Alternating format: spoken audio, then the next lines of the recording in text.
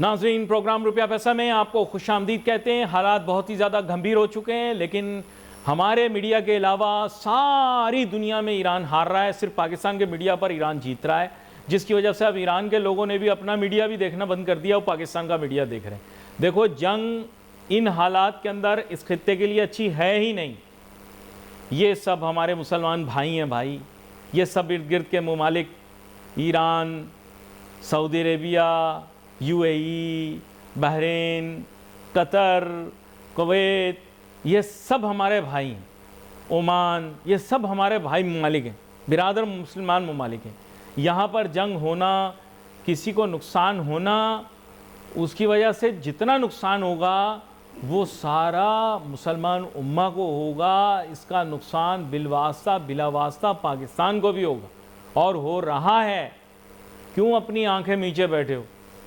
इस बात पर खुशियां मनाना छोड़ दो कि हमारे बिरादर मुसलमान ममालिक में क्या नुकसानात हो रहे हैं, इससे क्या हासिल होगा। हसद ने बड़ी बड़ी हस्तियों को गर्क कर दिया। तुम किन चक्रों के में पड़ गए हो? दुबई एयरपोर्ट पे हमला हो गया, देखो कुवैत में बम लग गया, वहाँ पे रॉकेट चढ़ गया, ये सब बातें तुम लोग करते रहोगे? बताओ मुझे, ये इंसाफ है क्या? भाई आप आंखें खोलो अपनी। हालात, वाक़यात, मामलात बहुत बिगड़ चुके हैं, बहुत बिगड़ चुके हैं। आपकी सोच और फिक्र से ज़्यादा हालात बिगड़ चुके हैं, आप सोच भी नहीं सकते। और हालात मज़ीद और ज़्यादा बिगड़ेंगे। बातें करने से ये मसला हल नहीं होगा। हमारे साथ बैनुल अक़वामी मईशतदान जनाब डॉक्टर मोहम्मद शहबाज साहब शामिल गुफ्तगू होंगे। वेलकम करता हूँ डॉक्टर मोहम्मद शहबाज साहब आपको। बहुत शुक्रिया अली भाई। नाउज़ुबिल्लाह, गैब का इल्म किसी के पास नहीं, लेकिन डॉक्टर मोहम्मद शहबाज साहब साइंस का इस्तेमाल करते हुए बंदा आगे की पेशगोई कर सकता है। मैं आपको वजाहत के साथ बता दूं कि पेशगोई आपने, मैंने, हम दोनों ने की कि हालात, वाक़यात, मामलात के तहत हमें ये समझना पड़ेगा कि ये जंग अगर तूल पकड़ गई तो पाकिस्तान को इसमें बहुत बड़ा नुकसान होगा। बल्कि अभी जो हम अपनी तरफ से सिचुएशन को लाइटली ले रहे हैं, perhaps it will have the maximum impact in this region on our country. क्या कहते हैं आप? जी बिल्कुल, बात आपकी ठीक है। देखिए, वैसे भी 15वां, 16वां, 17वां, 18वां दिन जो है वो हो गया है और अभी तक चीजें जो हैं वो देखें सुधरने की तरफ नहीं आ रही, बल्कि डे बाय डे चीजें खराबी हो रही हैं। और उस खराबी की वजह से तेल की जो सप्लाई लाइन है वो, जाहिर सी बात है, सप्लाई चेन जिसे कहते हैं, वो खासी मुतासर हुई है। बल्कि ईरान ने अब ये कहा है कि जो अमेरिका के इत्तेहादी हैं उनके जो जहाज हैं वो तो अब नए हुर्मुज से नहीं गुजरते, लेकिन उसके अलावा जो है वो लोग गुजर सकते हैं। उसमें इंडिया भी शामिल है, जिनको आज उनके 2 जहाज, गैस वाले 2 जहाज जो हैं वो उन्होंने गुजरने दिए हैं। उसमें जाहिर बात और भी मालिक हैं, चाइना है और मालिक जो इस चीज़ से फायदा उठा रहे हैं। लेकिन अब चाइना में भी देखें ना, दुनिया का आबादी के लिहाज से अब तो इंडिया का नंबर आ गया है, तो वहाँ आप देखें कंजम्पशन जो है तेल की वो कितनी ज़्यादा है और वहाँ पे भी लाइनें लग गई। हाल तो कोई चाइना थोड़ा सा वो तमाशा देख रहा है अमेरिका का, क्योंकि वो ये समझ रहे हैं कि ठीक है, दुश्मन जो है वो खुद ही जब फंसा हुआ है तो ठीक, उसको मरने दो, हमें क्या जरूरत है उसके अंदर एंट्री डालने की। लेकिन अब अमेरिका जो मैं समझता हूँ कि उसके भी शायद हाथ पांव फूल गए हैं, इसलिए तो अपने इत्तेहादियों को ये कह रहा है कि भाई साहब आप आइए, अपने जंगी बेड़े भेजें, जंगी जहाज भेजें, ताकि अब नए हुर्मुज जो है उसका कंट्रोल पूरे का पूरा लिया जाए। और उसमें G7 के कुछ कंट्रीज हैं, उसमें चाइना है, उसके अंदर फ्रांस है, बरतानिया है, जनूबी कोरिया है, तो उन्होंने मना कर दिया है। इवन कि जापान जो है उन्होंने मना कर दिया है। और स्विट्जरलैंड जो उन्होंने खास वाज़ेह ये कहा है कि अमेरिका के जो जहाज हैं, खासकर जंगी जहाज, उनको हमारी फजाई हदूद इस्तेमाल करने की इजाजत बिल्कुल नहीं है। तो आप ये देखेंगे जब इस सूरत ये हो तो मुझे बताएं कि चूंकि हम जारी बात है, तेल के ऊपर हमारी इकॉनमी बहुत ज्यादा इन्हिसार करती है।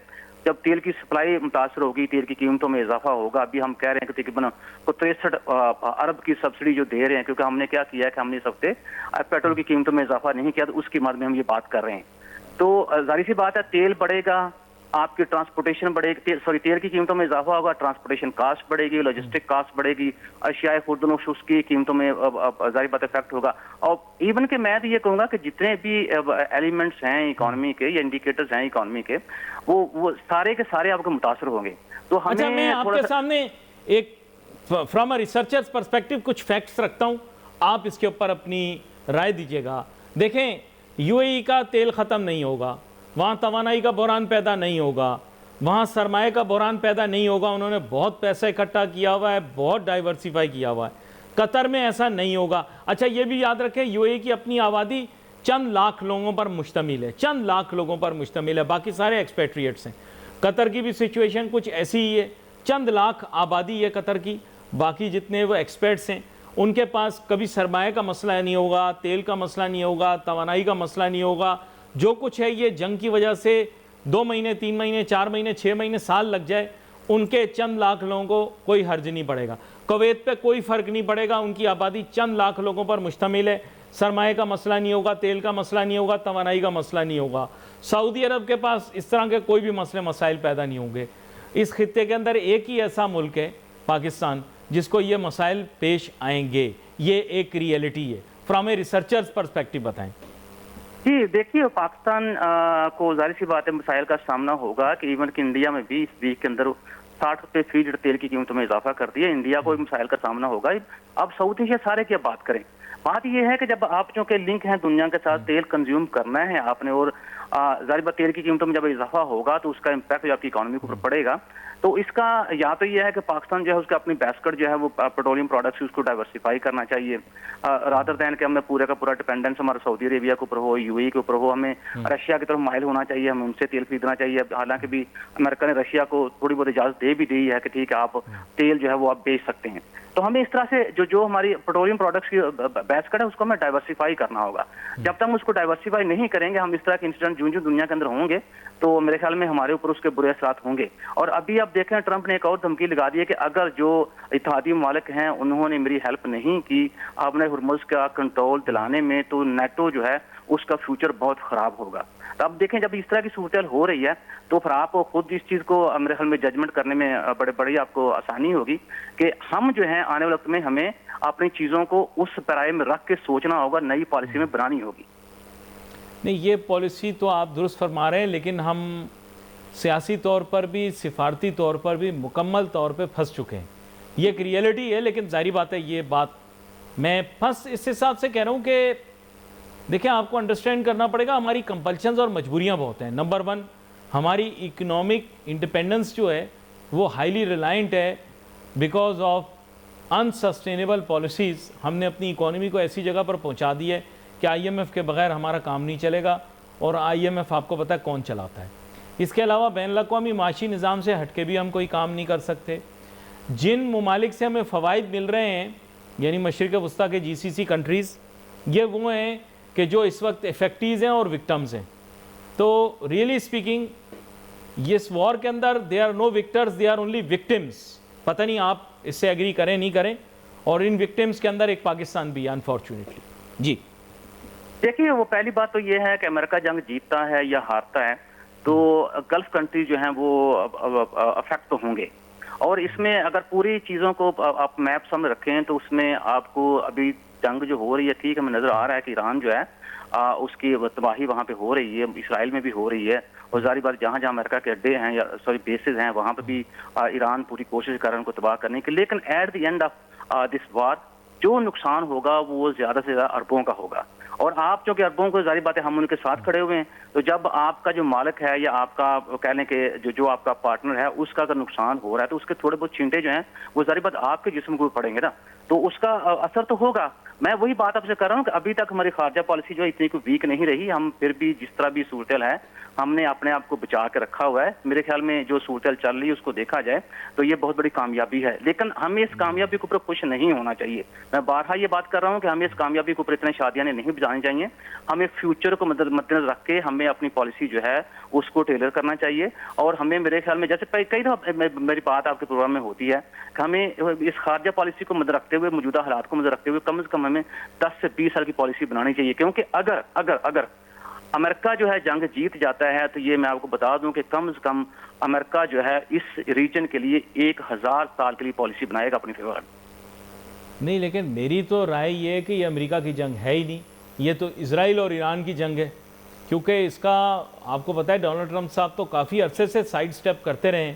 पिछले साल भी मौका आया तो उन्होंने 2-3 दिन से ज़्यादा मामले को नहीं चलाया। लेकिन आपको ज़मीनी हक़ाइक़ का तो पता है, अब कहना मुश्किल है टीवी के ऊपर, लेकिन हालात वाक़यात के अंदर वो भी उतने ही मजबूर हैं जितना कोई और मजबूर है, क्योंकि अभी मैं सारा सियासी मंजरनामा आपके सामने पेश नहीं कर सकता, बट अंडर नो सर्कमस्टांसेस वो इस जंग का हिस्सा बनना चाहते हो, तो बार बार यही कह रहे हैं भाई इससे निकलना है, इससे निकलना है। लेकिन आपको पता है कि कुछ मजबूरियां हैं जिसकी वजह से उनको भी जंग को तूल देनी पड़ रही है। मेरा जहाँ तक ख्याल है कि ये सिर्फ इजराइल और ईरान की जंग है, मेरा ख्याल है। मैं भी आपकी राय बात मैं आपकी बात से डिसएग्री नहीं कर रहा, बिल्कुल एग्री कर रहा हूँ कि ये जंग जो है ईरान और इजराइल की है, लेकिन इजराइल ने अमेरिका की जंग बना दी है।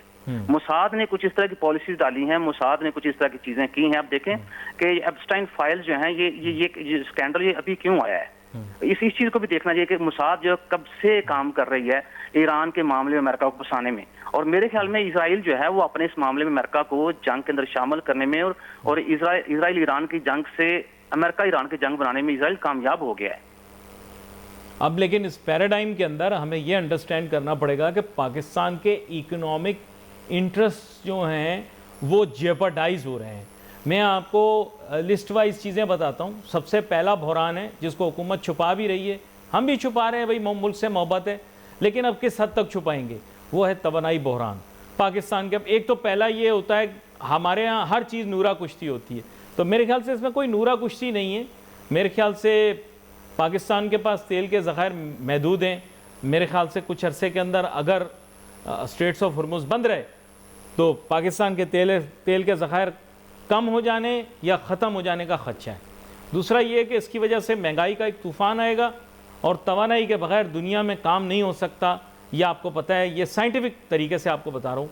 Power is the ability to do work and without power हम वर्क नहीं कर पाएंगे। ये फिज़िक्स की किताब में लिखा हुआ था, शायद गलत लिखा हो। आप क्या राय रखते हैं? देखिए, पहली बात तो ये है कि पाकिस्तान ये कह रहा है कि हमारे पास तो 28 दिन के जो ऑयल रिजर्व पड़े हुए हैं, इसका मतलब ये कि हम 28 दिन तक तेल नहीं आता तो हम सर्वाइव कर सकते हैं। लेकिन सवाल वही पैदा होता है कि तेल की सप्लाई जो है अभी 18 दिन तो गुजर गए, उसमें से बाकी रह गए 10 दिन। और अगर ये सूरत रही जो चल रही है तो यही पेट्रोल फी लीटर जो है ये पेट्रोल जो है फी बैरल $200 पे चला जाएगा अगर ये सूरत होती है। हाँ। अगर ये सूरत होती है पाकिस्तान के अंदर तेल की कीमत फी लीटर जो आपने एक प्रोग्राम में कहा था कि पाकिस्तान आपने एक प्रोग्राम में कहा था पाकिस्तान इस रियलिटी के लिए तैयार नहीं है। आपने एक प्रोग्राम में कही थी ये बात कई महीने पहले कि हमने बिल्कुल वो वही तो मैं कह रहा हूँ ना कि हम तो फिर भी अब क्या कहते हैं तैयार नहीं, इसे हम 28 दिन का जिक्र कर रहे हैं ना। अगर हम तैयार होते तो हम जैसे आपसे मैंने कहा कि हम अपनी खाद्य पॉलिसी को और मजबूत करते, तो हम जैसे रशिया को भी अमेरिका ने इजाजत दी है तेल बेचने की, तो हम कुछ इस चीज से फायदा उठाते।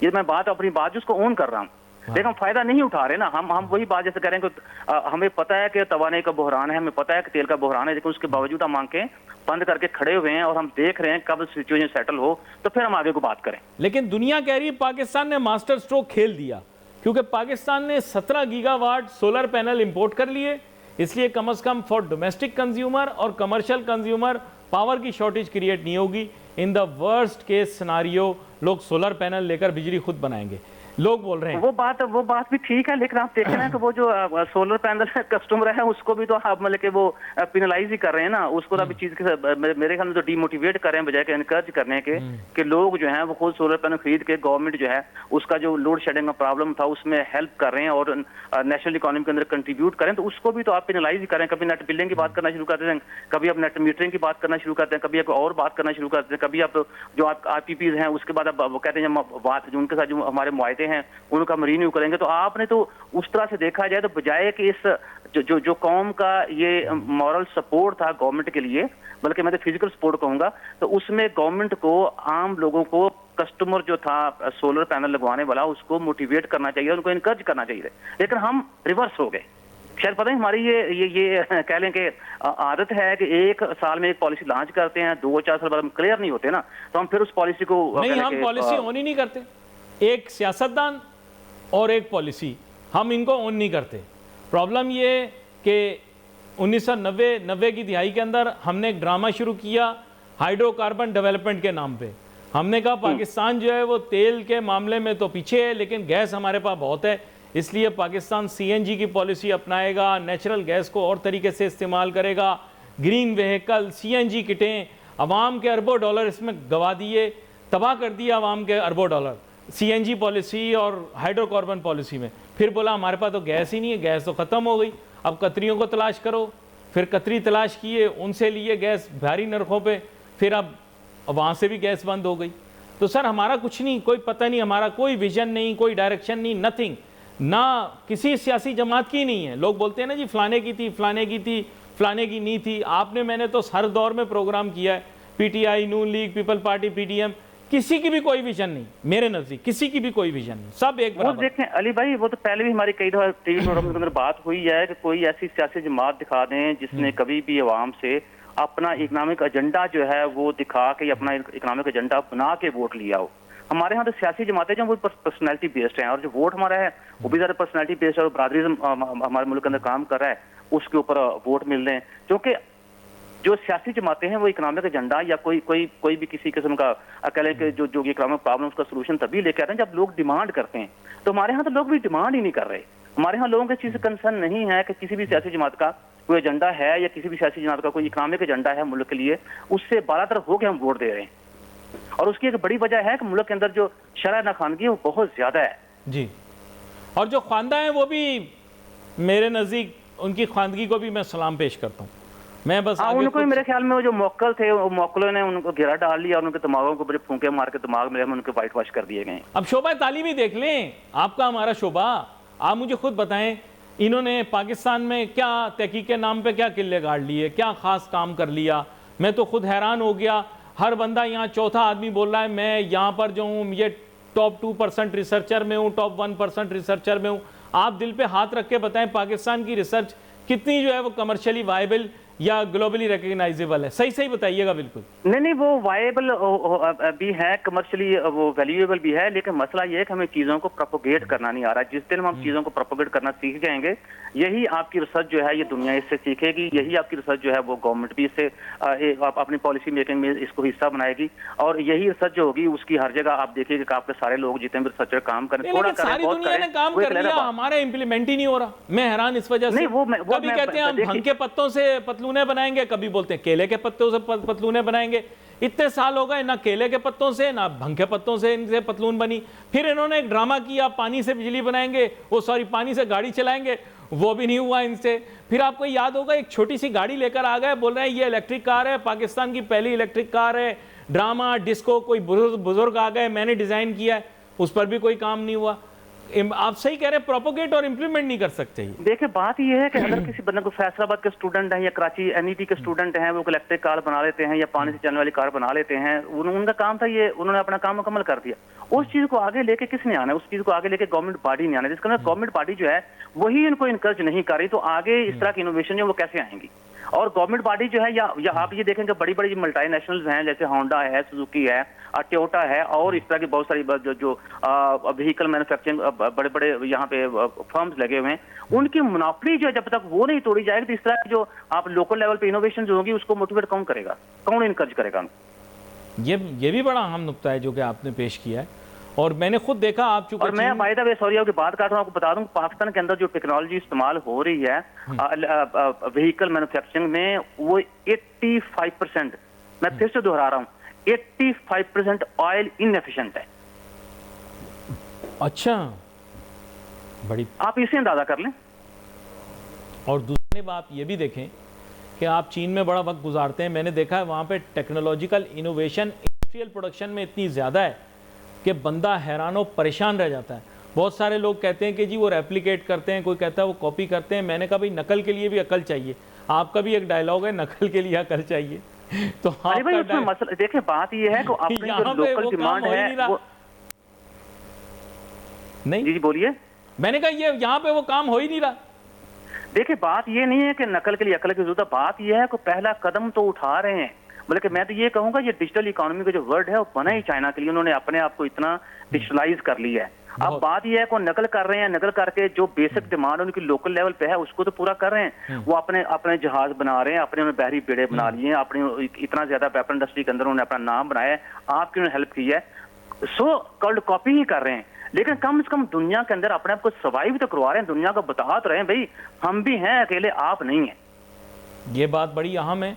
लेकिन अनफॉर्चुनेटली अभी जो पेटेंट्स की रजिस्ट्रेशन हो रही है, जो नए प्रोडक्ट्स बन रहे हैं, मैंने सुना है कि चाइना उनमें सरे फहरिस्त ममालिक में शामिल है, और जो भी ईजादात हो रही हैं जदीद उसमें चाइना बहुत आगे। और हर मुल्क जो है ना उसकी ख्वाहिश ये है कि उसके मुल्क में ज़्यादा से ज़्यादा जिद्दत और तजदीद और इसके अलावा ईजादात आएँ। पाकिस्तान मुनफरिद मुल्क है जहाँ पे हम बच्चों को सिर्फ पैसे कमाना सिखाते हैं, सिर्फ कहते हैं तुम पैसे कमाओ, सिर्फ तुम्हारे पास पैसे होने चाहिए, और ये जीसीसी में होने वाले हालात इस चीज़ की ज़मानत देते हैं और इस चीज़ की गवाही देते हैं कि पैसा सब कुछ नहीं है। और अगर पैसा सब कुछ होता, रमज़ान का महीना है, तो फिर हमारे सारे जितने अंबिया अलैहिस्सलाम हैं उनके पास सिर्फ़ और सिर्फ दौलत की ही नेमत होती और कोई नेमत ना होती। तो नेमतें हकीकत जो हैं, नहीं मैं रियलिटी बात कर रहा हूँ। आप रमज़ान के महीने के अंदर सब जो हैं नमाजी हो जाते हैं, नमाज भी पढ़ते हैं, हर चीज़, लेकिन आप देखें कि अगर ये दौलत ही सिर्फ नेमत होती जिसके पीछे पूरा पाकिस्तान भाग रहा है, पाकिस्तान की ख़ास बात करूँगा, तो फिर अंबिया अलैहिस्सलाम के पास सिर्फ दौलत की ही नेमत होती। जनाब डॉक्टर मोहम्मद शहबाज साहब के साथ बड़े अहम नुकात के ऊपर बात हो रही, और ख़ास तौर पे नाज़रीन जिन चीज़ों के ऊपर आप लोगों ने कभी गौर नहीं किया, मैंने उन चीज़ों के ऊपर हमेशा गौर करने की कोशिश की है। अनफॉर्चुनेटली रियलिटी से बिल्कुल डिस्कनेक्टेड पाकिस्तानी कौम है, मेरी कौम है, मैं बहुत प्यार करता हूँ अपनी कौम से, लेकिन बिल्कुल रियलिटी से डिस्कनेक्टेड लोग हैं। तो अजीब व गरीब किस्म की सोच है। मेरे ख्याल से सारी साइंस की किताबें पाकिस्तान में फ़ेल हैं, सारी ह्यूमन साइकोलॉजी की किताबें फ़ेल हैं। यानी वो भी हैरान हो रहे हैं, वहाँ से ख़बरें आ रही हैं मशरिक़ वस्ता से कि जिस इलाके में मिज़ाइल लग रहा है वहाँ से अरब भाग रहे हैं और ममालिक के शहरी भाग रहे हैं, पाकिस्तानी वहाँ पहुँच रहे हैं जल्दी कि देखो यार बम गिरा। तो ये आदतें, ये हरकतें दुनिया की किसी कौम ने आज तक नहीं देखी और ना की हैं, जो कि हम कर रहे हैं। सलाम पेश करता हूँ, हम मुनफरिद मुल्क हैं, मुनफरिद कौम है, हमारे जैसी कोई कौम नहीं। बस ये कि जैसे वहाँ पर भी तवज्जो हटाने के लिए जंग शुरू की, मेरे ख्याल से ये जो पाकिस्तान वर्ल्ड कप T20 हार के आया ना, तो इस पर मुझे ही बड़ा गुस्सा आया और अच्छी लोगों की जो है ना तवज्जो हट गई। वरना अगर मेरी तवज्जो ये वर्ल्ड कप की तरफ होती, T20 की तरफ, तो मैं बड़े गुस्से में आता। खैर, हमारे साथ मौजूद हैं जनाब डॉक्टर मोहम्मद शहबाज साहब, बैनुल-अक़वामी सतह के मईशतदान है, बात हो रही इनके साथ। और अभी ये मुझे बताइएगा डॉक्टर मोहम्मद शहबाज साहब, जो इंटेलिजेंशिया है, जो थिंकर्स हैं, जो इकोनॉमिस्ट्स हैं, जो साइंटिस्ट्स हैं, जो विजनरीज़ हैं, जो GCC कंट्रीज़ में बैठे हुए हैं, इस वक्त उनकी सोच क्या है, वो जंग के मुतालिक क्या सोचते हैं? क्योंकि इस वक्त उनकी इकोनॉमी अंडर जेपर्डी है। वो सरवाइव तो कर जाएंगे, शायद सस्टेन भी कर जाएं, लेकिन जो उनकी रीजन के अंदर एक तरह से एज है वो उनके हाथ से जाती दिखाई दे रही है। जी उसमें जो सबसे बड़ी बात है वो ये है कि देखें वहाँ पे जितने एक्सपर्ट्स या माहरीन वहाँ पे हैं, वो एक बात तो बड़ी वाज़ेह तौर पे कर रहे हैं कि जो इन्वेस्टमेंट या इन्वेस्टर का सेंटिमेंट था वो इस जंग की वजह से कह लें कि शटर हो गया है। और इस इन्वेस्टर के सेंटिमेंट को बहाल करने के लिए मेरे ख्याल में गल्फ को सालों लग जाएंगे। और इसके साथ एक और भी चीज़ जो देखेंगे वो आने वाले वक्त में होगा। खासकर जो पाकिस्तान से लोग सरमाया लेके यूएई चले गए थे, वो समझते थे कि सेफ हेवन जो है वो यूएई, अब मेरे ख्याल में उनका वो भी ख्वाब जो चकना शुरू हो गया, तो वो सरमाया मुझे पाकिस्तान वापसी आता हुआ दिखाई दे रहा है। तो चीज़ें जो है वो दुआ करें। जंग जो होती है देखें अली भाई, वो किसी के लिए भी फ़ायदेमंद नहीं होती, जो जंग हार रहा है वो और जो जंग जीत रहा है, क्योंकि अमेरिका जो है उसके अंदर भी अब तेल की कीमतों में जो इजाफा होगा तो इकोनॉमिक प्रॉब्लम जो वहाँ पे शुरू हो जाएंगे। इसराइल के अंदर भी ये प्रॉब्लम जो शुरू हो चुके हैं।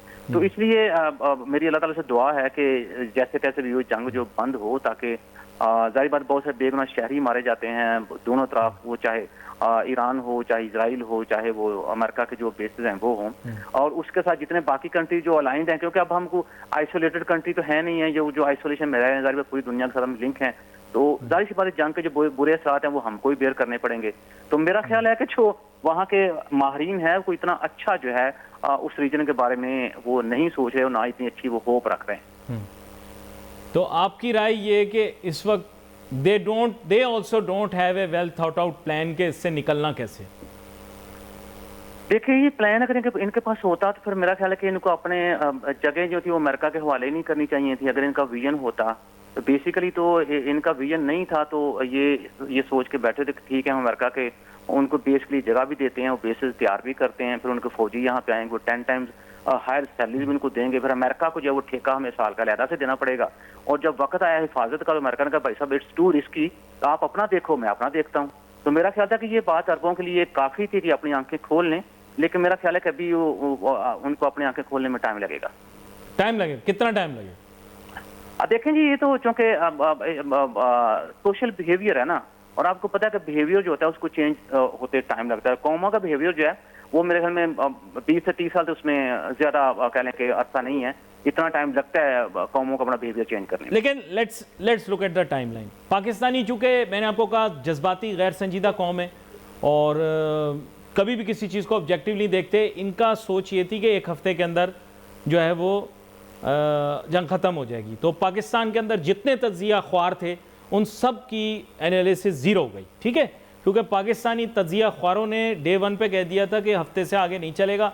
सारे ड्राइंग रूमों के अंदर जितने अंकल आंटियां थे जिन्होंने ये तज्जिया दिया था कि एक हफ्ते में जंग ख़त्म हो जाएगी, वो सब ज़ीरो हो चुके। उनके तज्जिए भी ज़ीरो, उनकी सोच भी ज़ीरो। करेक्ट? उसकी वजह कली भाई ये है कि शायद हमने इतना सोचा नहीं था, लेकिन जब भी हम किसी कौम के बारे में बात करें तो उसकी हिस्ट्री देखनी चाहिए। ईरान जो है वो हिस्टोरिकल जो जंगजू कौम है, पर आप देखें कि उन्होंने इराक के साथ 8 से 9 साल, शायद कुछ लोग इससे ज्यादा बताते, जंग में लड़ी। तो अगर ओवरऑल देखा जाए तो ईरान जो पिछले 45 साल से ही जंग लड़ रहा है, तो ये कोई इतना अजीब बात लेकिन नहीं आप थी मुझे बताएं कि एक मुल्क की एनालिस्ट की पूरी एक बहुत बड़ी तादाद है, उनकी इतनी फजूल और पैटी थिंकिंग हो कि उन्हें लगे कि एक हफ्ते में ख़त्म हो जाएगा। कितने अनइंटेलिजेंट होंगे वो लोग, कितने आईक्यू कितना लो होगा पाकिस्तान के उस सो कॉल्ड सूडो इंटेलेक्चुअल तबके का, उनका कितना ज़ीरो होगा आईक्यू, कितने बेवकूफ़ होंगे, कितनी कम अकली होगी उनमें कि उन्होंने ये ऐलान कर दिया कि एक हफ्ते में जनाब ख़त्म हो जाएगा। ज़्यादातर एनालिसिस और तज्जिया खारों ने यही बात की। देखिए वो खैर ये बड़ी बातें हैं, वो मैं तो अदना सा स्टूडेंट हूँ। नहीं, but everyone was claiming that they are analyst, everyone was saying that they are international affairs experts. तो आप मुझे बताएं एक हफ्ते में तो खत्म नहीं हुआ ना, इसका मतलब ये तो सब जीरो हो गए, इनकी सोच गलत है, इसका मतलब है। वो उसमें मेरे ख्याल में शायद उन्होंने अपने आप को अपडेट नहीं किया, और ये मैं पहले ही बात आपसे कि मैंने की थी कि हमारा फ्रॉम बॉटम टू टॉप जितनी भी क़यादत है ये वक्त के साथ साथ अपने आप को अपडेट नहीं करते। जब आप वक्त के साथ अपने आप को अपडेट करेंगे और देखेंगे दुनिया के अंदर जितनी जिद्दत हो रही है, दुनिया के अंदर जितनी इनोवेशंस आ रही हैं, दुनिया के अंदर जितनी इजाजत नई से नई चीजें जो है वो पब्लिश भी हो रही हैं, वो फिजिकली वजूद में भी आ रही हैं, तो फिर मेरे ख्याल में तज्जिया इनका इस तरह करना होता है। मैं छोटी सी बात करेक्ट कर दूं, जो पहले आपने बात कही थी कि चाइना जो है इनोवेशंस में वो दुनिया में नंबर 1 है। चाइना 2019 में चाइना की जो पेटेंट रजिस्ट्रेशन थी वो 1,69,000 थी, अमेरिका की 1,59,000 थी, यूरोप की 1,23,000 थी, गल्फ जो था उसकी सारी 23 होती है, पाकिस्तान की 123 इनोवेशन रजिस्टर्ड हुई। एक मिनट, एक्सक्यूज मी, रुक जाए प्लीज। 25 करोड़ आबादी वाले मुल्क के अंदर कितने लोगों ने नई इजादात की या तजदीद की? कितने पेटेंट से पूरे 25 करोड़ की आवाम में? 123। और ये बात भी 2019 की हो रही है। अब चूंकि शिजा फातिमा जो हमारी वज़ीर मुमलकत है IT की, वो कह रही है कि हम बहुत अच्छा काम कर रहे हैं, और हो सकता है ये सिचुएशन अब जो चेंज हो गई हो। सर 123 इजादात, 25 करोड़ आबादी। अमेरिका की आपने बताई लाख से ऊपर, चीन की आपने बताई लाख से ऊपर, दोनों का मुकाबला चल रहा है, पाकिस्तान सैकड़े के आसपास। बुरा ना मानिएगा, फिर मुझे गुस्सा आ जाता है कभी कभार अपने लोगों पर, क्योंकि हर जगह, हर नुक्कड़, हर कोने के ऊपर एक यूनिवर्सिटी भी मौजूद है और इतने सारे सो कॉल्ड हमारे मुल्क के स्कॉलर्स भी मौजूद हैं, लेकिन 123 पेटेंट्स, लाफिंग स्टॉक। मैं सिर्फ इतना बोलूँगा और कुछ नहीं बोलूँगा, आगे चलूँगा। मैं आपके सामने एक और चीज़ भी रखना चाहूँगा सर। बात यह है कि उन चीज़ों में तो जिद्दत लाई जा सकती है, वहाँ पर तो इजादात की जा सकती हैं जो आम इस्तेमाल की चीज़ें। अनफॉर्चुनेटली आपको मैं बताऊँगा कि there is absolutely no creativity here, no creativity is taking place. Tell me what is the problem. Economics के अंदर भी आप देखें तो हमारे इकोनॉमिस्ट बैठते हैं, they cite various examples, but the solution to Pakistan economic problem has not been even, I would say their productivity has not even been 5%. आप पता नहीं क्या रेटिंग देते हैं। देखिए बात ये है कि वो जो बात आप कर रहे हैं बात बिल्कुल ठीक है आपकी, लेकिन मसला ये है कि आप ये भी देखना है कि आपका जो प्लानिंग का शोबा है वो एकेडेमिया के साथ कितना लिंक है। हमारे यहाँ पे जो एकेडेमिया है उसको प्लानिंग का हिस्सा बनाया ही नहीं जाता। आप चाइना में आ जाए, आपका जो प्रोफेसर है वो प्लानिंग जो है उसके अंदर हिस्सेदार है। मैं आपको पीकिंग यूनिवर्सिटी की बताता हूँ, उनका जो एग्रीकल्चर का डिपार्टमेंट है जी, वो एक साल में 68 गवर्नमेंट को सजेशन देते हैं, 67 जिसे कहते हैं 6-8, और गवर्नमेंट उन 67 सजेशन में से स्टबर्न सजेशन जो है उसको अडॉप्ट करती है, उसको इम्प्लीमेंट करती है। तो जब तक आप एकेडेमिया जो है उसको प्लानिंग के साथ लिंक नहीं करेंगे, आपके जो एकेडमिक्स के लोग हैं जितनी मर्जी हाई फाई रिसर्च कर लें, जितने मर्जी वो इनोवेशंस कर लें, जैसे अभी हमने बात की कि पाकिस्तान में कार जो है पानी से चलने वाली बन गई, इलेक्ट्रिक कार बन गई, लेकिन उसको बात नहीं हुई। उसकी वजह यही है कि हम एकेडेमिया को शायद इस काबिल समझते ही नहीं है कि प्लानिंग का हिस्सा उसको बना के तो उसकी जो जहानत है उससे काम लिया जाए। ये बड़ा अनफॉर्चुनेट है और वाकई में हैरानकुन भी है कि सिचुएशन इज़ लाइक दिस। यहाँ पर बड़ा अहम नुक्ता एक और ये भी है कि जैसे मैं और आप टाइमलाइन की बात कर रहे थे, मैं आपके सामने एक टाइमलाइन रिलेटेड इशू रखता हूँ। टाइमलाइन ये है कि ये ईद के बाद तक बात चली जाती है। ऑब्वियसली ये अब ईद के बाद ही जाएगी, उसके बाद भी अगर ये रुकता है तो रुके, नहीं तो फिर इसकी कंटिन्यूटी होगी। इस दौरान के अंदर मेरा नहीं ख्याल, पता नहीं आपकी क्या राय हो, मेरा नहीं ख्याल कि स्ट्रेट्स ऑफ हुर्मुज़ खुलेगी, क्योंकि जो सिनारियो आपने मेरे सामने ड्रॉ किया है बैनुल-अक़वामी सतह के ऊपर, आपने ख़बरों की जो एक डिसाइफर करके बताया है, मेरा नहीं ख्याल कि स्ट्रेट्स ऑफ हुर्मुज़ खुलता है मीडियम टर्म। तो फिर क्या होगा? मेरे ख्याल में उसको खुलना ही होगा। उसकी वजह यह कि 10,000 से ज़्यादा जहाज़ जो हैं अपने हुर्मुज़ के अंदर ठहरे हुए हैं। अब जारी बात है जहाज़ वहाँ पे ठहरेंगे, वहाँ जितनी प्रोडक्ट्स हैं वो उनकी कास्ट में इजाफा होगा, जहाज़ के किराए में इजाफा होगा। और फिर अब देखा जाए तो मेरे ख्याल में ईरान ने दुनिया को जो है एक तरह से क्वेश्चन दे दिया है कि अमेरिका के जो इत्तेहादी हैं उनको छोड़ के हमारी इजाज़त लेके अपने जहाज़ गुजार सकते हैं। दुनिया मेरे ख्याल में अब इस तरफ जाएगी, इसी तो अमेरिका अकेला होता जा रहा है। इसलिए तो G7 जो है उस बात के ऊपर नहीं आ रहे, जैसे अमेरिका ने अपील की है कि नेटो के जो कंट्रीज हैं, G7 कंट्रीज हैं, अपने बहरी बेड़े भेजें, हम अपनाए हुर्मुज़ जो है उसका कंट्रोल संभालें, लेकिन उन सारों ने चिट्टानंगा जवाब दे दिया है। तो मेरे ख्याल में दुनिया जो है दूसरा रास्ता जो है जो ईरान ने कहा है, और ये मेरे हमें एक अच्छा जेस्चर दिया ईरान ने दुनिया को कि ठीक है जी, आप अगर अमेरिका की इत्तेहादी नहीं है तो आप आए अपने जहाज गुजारें, और उसकी एग्जांपल भी जो है वो आपके सामने है। नहीं, लेकिन फ्लिप ऑफ अ कॉइन करते हैं। फ्लिप ऑफ अ कॉइन ये करते हैं कि प्रोबेबिलिस्टिक अप्रोच यूज़ करते हैं। प्रोबेबिलिस्टिक अप्रोच ये कहती है कि इधर से ये गिव अप नहीं करते, उधर से वो। मैं दोबारा यही कह रहा हूँ कि इजराइल और ईरान की जंग है, और मेरा नहीं ख्याल कि ईरान गिव अप करेगा, और ना ही मुझे लगता है इस वक्त इजराइल पीछे हटने को तैयार है, क्योंकि इजराइल सोच रहा है कि शायद उसके पास इस वक्त एक एडवांटेज है, और ईरान सोच रहा है कि भाई ये अगर रोक दी तो इलाके में अपनी साख भी मुतासिर होगी, हुकूमत भी मुतासिर होगी, और हुकूमती कारकर्दगी भी मुतासिर होगी। तो मेरा नहीं ख्याल कि इजराइल और ईरान रुकने को तैयार है। मेरे ख्याल अमेरिका का ऑप्शन, मैं उसे नहीं समझता कि अमेरिका की जंग है, मुझे लगता है इजराइल और ईरान की जंग है। नहीं, वो बात आपकी ठीक है, उसकी वजह कि इजराइल के लिए सर्वाइवल पॉइंट है ना। अगर वो दूसरी तरफ अगर रजीम चेंज हो जाता है, या दूसरी तरफ जो है वो अमेरिका के मुफाद जो है ईरान उनको टेक केयर करता है, या अमेरिका की सारी बातें मान लेता है, तो इसराइल के लिए सर्वाइवल है ना। तो इसराइल बेसिकली अपने सर्वाइवल की जंग लड़ रहा है। लेकिन आप दूसरी तरफ देखें ना, देखें हमने पाकिस्तान के अंदर ये खुशियां मना ली ना, भी सीज फायर हो गया, ये वो फलां, और अब हमला नहीं होगा, लेकिन इजराइल तो मुतवातिर गाज़ा पर भी बमबारी कर रहा है और अपना सिलसिला चला रहा है। जहाँ बमबारी नहीं कर पा रहा था वहाँ वो जो है वो बहुत सारी ऐसी, मैं तो उसे टर्म एट्रोसिटीज़ कहूँगा, क्योंकि जब आप किसी को खाना पानी उस तक रसाई नहीं देंगे तो मेरे नज़दीक वो एट्रोसिटी कहलाएगी। तो वो तो कोई सीज़ फायर नहीं हुआ, वो लफाजी वाला सीज़ फायर था। हम ऐसे ही खुश हो गए, बर्गर वर्गर और पिज़्ज़े ठूसना शुरू कर दिया हमने, तो बाइकआउट वगैरह छोड़ दिया, बट इन रियलिटी उन्होंने कोई सीज़ फायर नहीं किया, और ना ही उन्होंने कभी लबनान के साथ सीज़ फायर किया था, वहाँ भी उनकी बमबारी जारी थी। तो सीज़ फायर तो एक दिन भी उन्होंने नहीं किया उस तरह से जिस तरह दुनिया चाह रही थी। तो मेरा नहीं ख्याल कि अगर वो कल को सीज़ फायर भी करेंगे तो वो स्नोयत का सीज़ फायर होगा जिसे हम तस्वुर कर रहे हैं। मेरे ख्याल से we'll see the projectiles flying. पता नहीं आप राय मेरी इत्तेफाक करें इख्तिलाफ करें। नहीं, बात आपकी ठीक है, लेकिन एक जो बात हम भूल जाते हैं वो ये है कि इजराइल जो है वो जब ये देखेगा कि मुझे फलां शख्स से या फलां मुल्क से खतरा है, तो वो बिल्कुल बाकी की चीज़ की परवाह नहीं करेगा, वो हमला कर देगा। ठीक है, ट्रंप जो था दरमियान में कोशिश कर रहा था कि चीज़ों को सेटल डाउन करने की, लेकिन वो इजराइल ने साबित किया कि we don't care what you are thinking, हमें चूंकि हमला करना है और हमने हमला कर दिया है। तो जो मैं बात उससे पहले कर रहा था कि इजराइल जो है उसके लिए सर्वाइवल है, और उस सर्वाइवल की जंग लड़ रहा है, और उसको जहां जहां से लगेगा कि ये लोग या ये मुल्क हमारे लिए खतरा है, वो वहां वहां हमले करेगा। उसकी वजह यह है कि वो अपना मुफाद जो है उसको उन्होंने सबसे आगे रखा हुआ है, और उस मामले में आके वो अमेरिका की भी केयर नहीं करते कि हमारा पार्टनर है, हमारा ख्याल करता है, तो वो सिर्फ अपना मुफाद जो उसको देख रहे हैं।